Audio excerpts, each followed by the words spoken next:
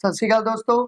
Punjab TET ਅਤੇ master cadre paper 1 paper 2 ਦੀ ਇਸ series ਦੇ ਵਿੱਚ ਅੱਜ ਗੱਲ ਕਰਾਂਗੇ ਗੁਰੂ ਗੋਬਿੰਦ ਸਿੰਘ ਅਤੇ ਉਹਨਾਂ ਦੀਆਂ ਲੜਾਈਆਂ ਦੀ। ਇਸ ਤੋਂ ਪਹਿਲਾਂ ਅਪਲੋਡ ਕੀਤੀਆਂ ਹੋਈਆਂ ਵੀਡੀਓਜ਼ ਨੂੰ ਦੇਖ ਲੈਣਾ ਔਰ ਅਗਰ मेरे चैनल स्टडी फॉर जीके ਨੂੰ ਸਬਸਕ੍ਰਾਈਬ नहीं किया तो प्लीज़ कर लो और बैल आइकन ਨੂੰ प्रेस कर लेना ਤਾਂ ਜੋ अपडेट समय सिर मिल सके। तो शुरू करते हैं। दशमेश पिता ਕਿਹੜੇ ਗੁਰੂ ਨੂੰ ਕਿਹਾ ਜਾਂਦਾ ਹੈ? तो देखो दशमेश पिता ਕਿਹਾ ਜਾਂਦਾ ਹੈ गुरु गोबिंद सिंह जी ਨੂੰ। गुरु गोबिंद सिंह जी जो सिखां ਦੇ 10वें गुरु कहलाए। गुरु गोबिंद सिंह जी का जन्म कित्थे होया? तो देखो गुरु गोबिंद सिंह जी का जन्म होया पटना दे विच। तो इसका राइट आंसर है 1। गुरु गोबिंद सिंह जी के पिता जी का की नाम सी? तो गुरु गोबिंद सिंह जी के पिता जी का नाम सी गुरु तेग बहादुर। तो इसका राइट आंसर है 2। और गुरु तेग बहादुर जी सिखां दे 9वें गुरु कहलाए।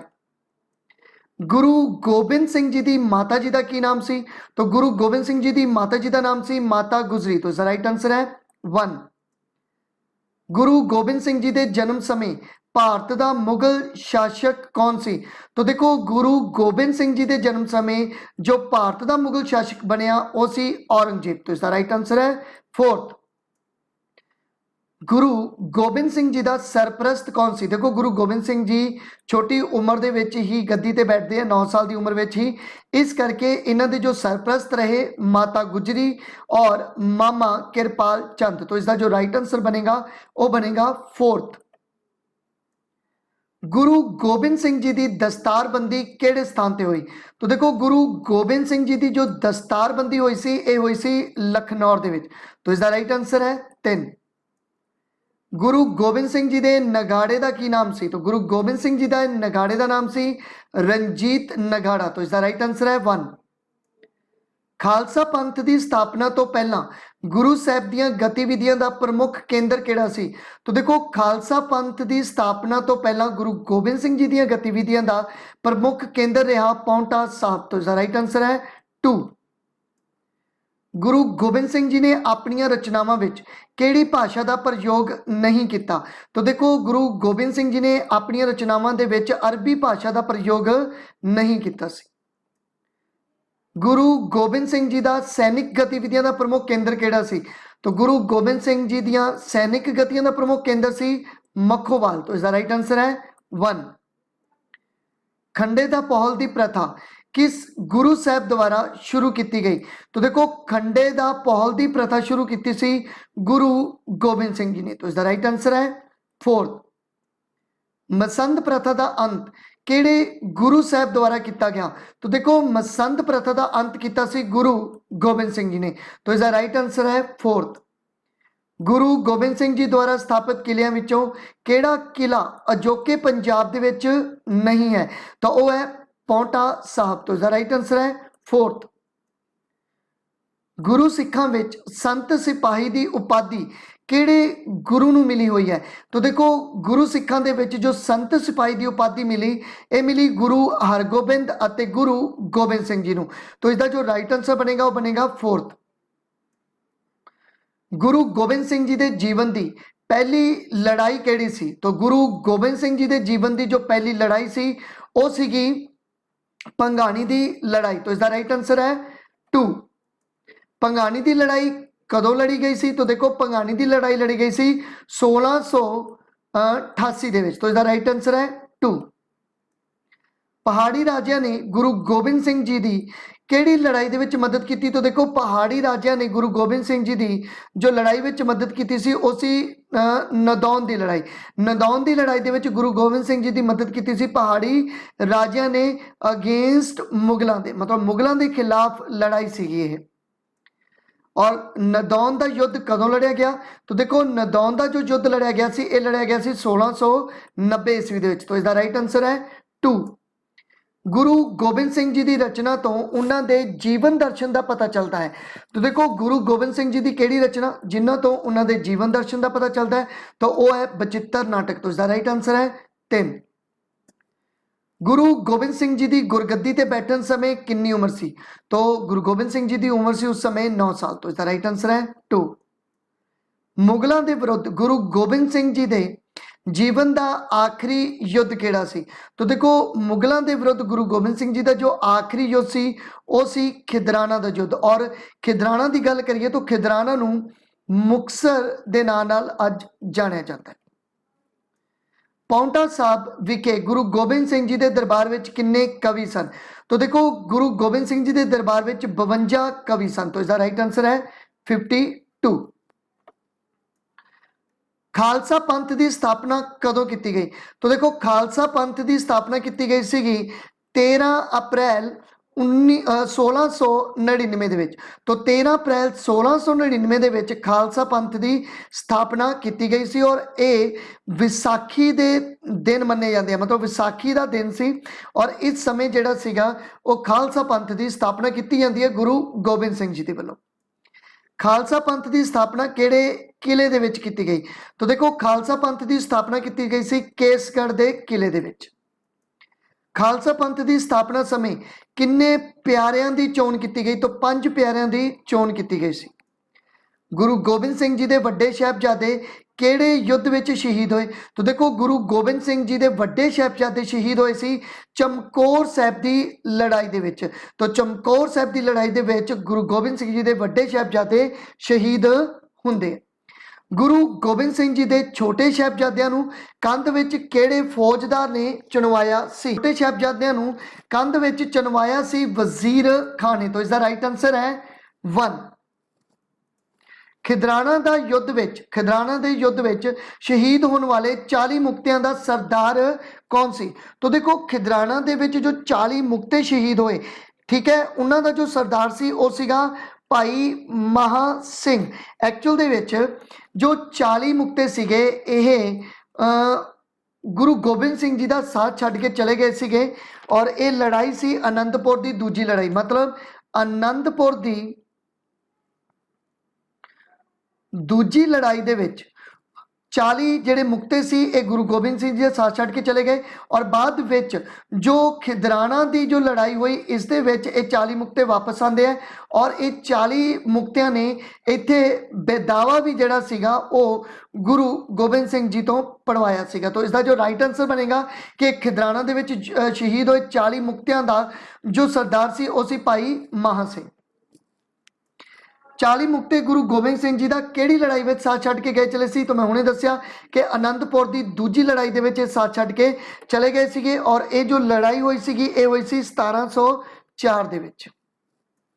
तलवंडी साबो नामक स्थान और किस नाम नाल जानिया जाता है? तो देखो तलवंडी साबो स्थान जिहड़ा सी उहनूं गुरु की काशी या दमदमा साहिब के नाम नाल भी जानिया जाता है। तो इसका राइट आंसर है 4। पूर्व खालसा काल विच गुरु साहब जी ने किहड़े प्रसिद्ध ग्रंथ की रचना की? तो देखो पूर्व खालसा काल दे विच चंडी दी वार की रचना की सी गुरु गोबिंद सिंह जी ने। एक्चुअल दे विच गुरु गोबिंद सिंह जी का जो टाइम पीरियड है उसनूं पूर्व खालसा काल अते उत्तर खालसा काल दे विच डिवाइड किया जाता है। अच्छा पूर्व खालसा काल की अगर मैं गल करा तो ये 1675 तो लैके 1699 तक का टाइम सी। और अगर आप गल करिए उत्तर खालसा युग की तो ये 1699 तो लैके 1707 का टाइम रहा। गुरु गोबिंद सिंह जी की स्वै जीवनी का की नाम है? तो देखो गुरु गोबिंद सिंह जी की स्वै जीवनी का नाम है बचित्र नाटक। तो इसका राइट आंसर है 2। आदि ग्रंथ नूं गुरु ग्रंथ साहिब का दर्जा गुरु गोबिंद सिंह जी ने किहड़े स्थान ते दिता? तो देखो आदि ग्रंथ नूं गुरु ग्रंथ साहिब का दर्जा मिलिया नंदेड़ के स्थान ते। गुरसोभा किसकी रचना है? तो देखो गुरसोभा रचना सी सोनपत दी। तो इसका राइट आंसर है 2। 4 साहिबजादियां की उम्र के अनुसार सही क्रम दसना है। तो इसका जो राइट आंसर बनेगा वो बनेगा 4th। एक्चुअल दे विच पहला अजीत सिंह, फिर जुझार सिंह और उस तो बाद जोरावर सिंह और फिर आगे फतेह सिंह। तो इसका राइट आंसर है 4th। बेदावा तो की भाव है? देखो बेदावा जो लिखिया सी 40 मुक्तियां ने तो ये बदावे का मतलब हुंदा है अधिकार ना जताउणा। तो इसका राइट आंसर बनेगा 1 अधिकार ना जताउणा। ਖਾਲਸਾ ਪੰਥ ਦੀ ਸਥਾਪਨਾ ਸਮੇਂ ਗੁਰੂ ਗੋਬਿੰਦ ਸਿੰਘ ਜੀ ਦੇ ਬੁਲਾਵੇ ਤੇ ਆਏ ਪੰਜ ਪਿਆਰਿਆਂ ਦਾ ਸਹੀ क्रम ਕੀ ਹੈ। तो देखो इन्हां दा सही क्रम की है, तो इन्हां दा जो राइट आंसर बनेगा वो बनेगा 3। पहले नंबर ते दयाराम, फिर धर्मदास, फिर मोकम चंद, फिर साहिब चंद और फिर हिम्मत राय। तो इसका राइट आंसर है 3। मुक्तसर का पुराना नाम की है? तो देखो मुक्तसर का पुराना नाम है खिदराना।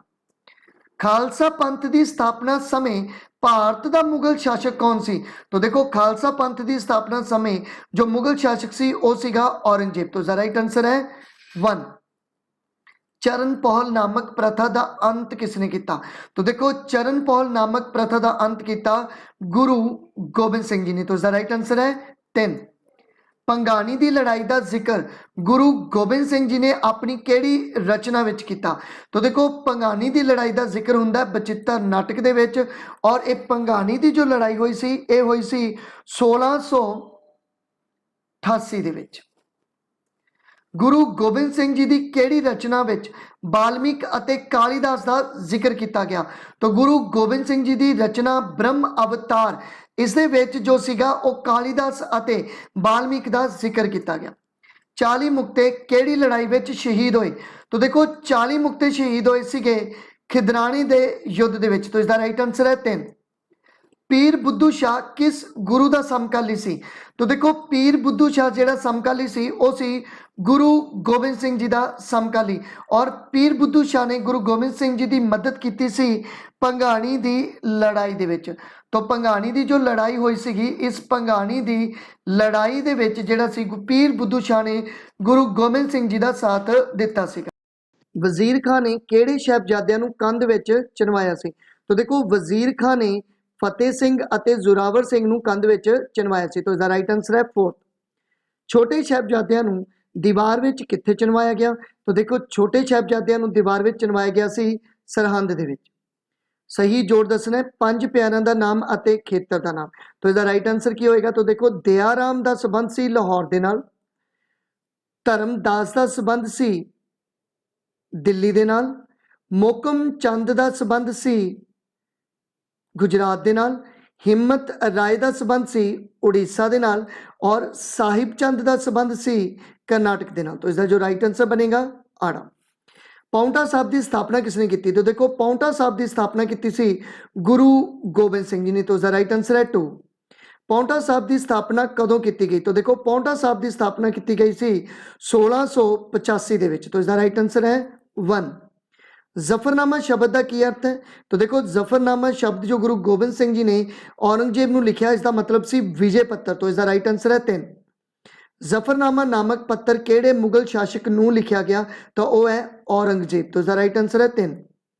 जफरनामा की रचना केड़ी भाषा विच कीती गई? तो देखो जफरनामा लिखिया सी गुरु गोबिंद सिंह जी ने फारसी भाषा विच। तो इसका राइट आंसर है 2। गुरु गोबिंद सिंह जी ते बहादुर शाह की मुलाकात कित्थे हुई सी? तो देखो गुरु गोबिंद सिंह अते बहादुर शाह की मुलाकात हुई आगरे दे विच। तो इसका राइट आंसर है 2। सही जोड़ दसना है 5 प्यारिਆਂ ਦਾ नाम अते कम या उन्हां दी कास्ट। तो देखो इसका जो राइट आंसर बनेगा तो दयाराम का संबंध सी खत्री दे नाल, धर्मदास का संबंध सीगे जट सीगे वो, मोकम चंद का संबंध सी धोबी, हिम्मत राय का संबंध सी घुमियार, और साहिब चंद जेड़े सी वो सीगे नाई। तो इसका जो राइट आंसर बनेगा वो बनेगा ऊड़ा।